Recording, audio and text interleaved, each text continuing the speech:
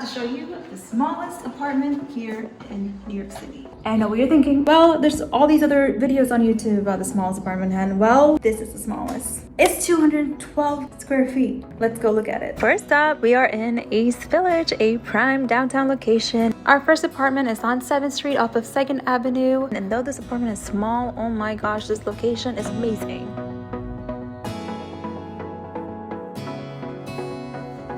This is literally it. This entire room. I mean, there's high ceilings at least, and you have a window. You get a window. This is $300 a week, $1,200 a month. Can you see something that's missing?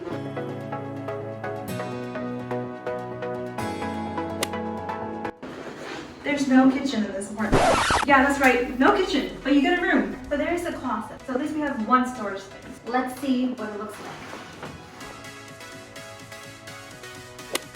Don't forget to smash the like button. There's no kitchen sink, there's no stove, but this, you get this for $1,200 a month. Let's measure the ceiling height.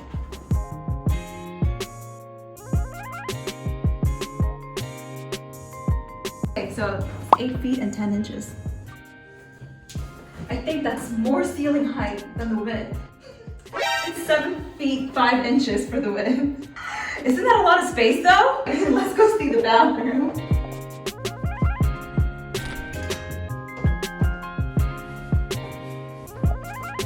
At least you get a full-size bathroom. You get a private bathroom in here. You get the high ceilings and you get a stand-in shower.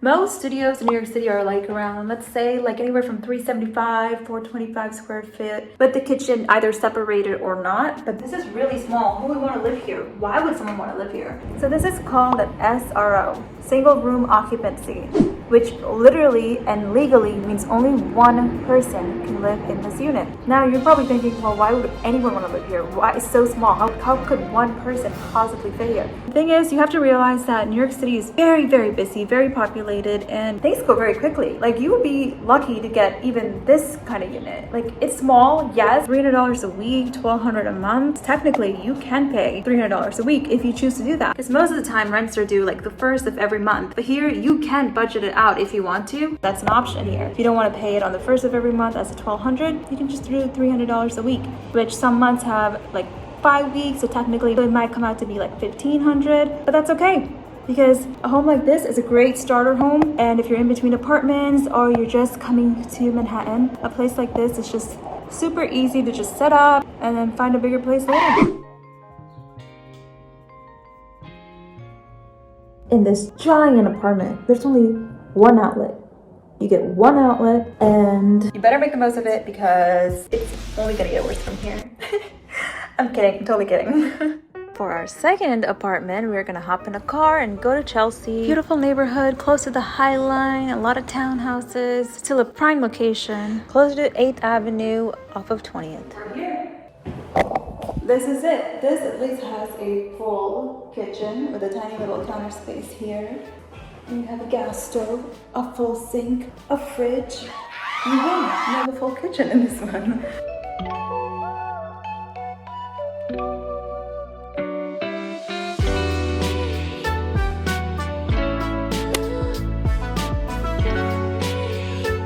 Though this is a tiny apartment, it does have enormous ceilings. And I have my handy laser measure here so we can measure how high the ceilings are. It's amazing. The ceilings are 10 feet high. No wonder it feels so much bigger in here when you're actually standing in it.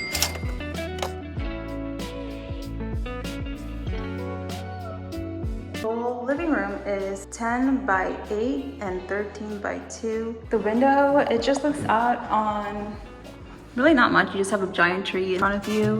Hey, at least you get a tree. A lot of people have to pay for trees in the city. I'm trying to get some nature. And this is a really good deal for what you get. I mean, at least in this apartment, which is very unheard of in New York City if you're looking for a home. But this specific one has heat, hot water, and like electricity even included, which is very rare. Usually in New York City apartments, heat and hot water is included.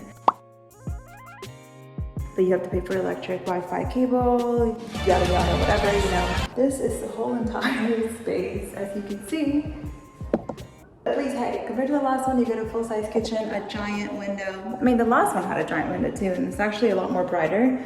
But at least here, you have hardwood floors, which counts for something.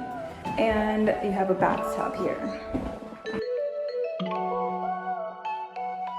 It's pretty good for New York. Depending on where you live, you're gonna think it's freaking crazy how people live in small spaces like this, but hey, this is a pretty great deal. I'm gonna show you just one more and let's go back to East Village, so I'll see you there.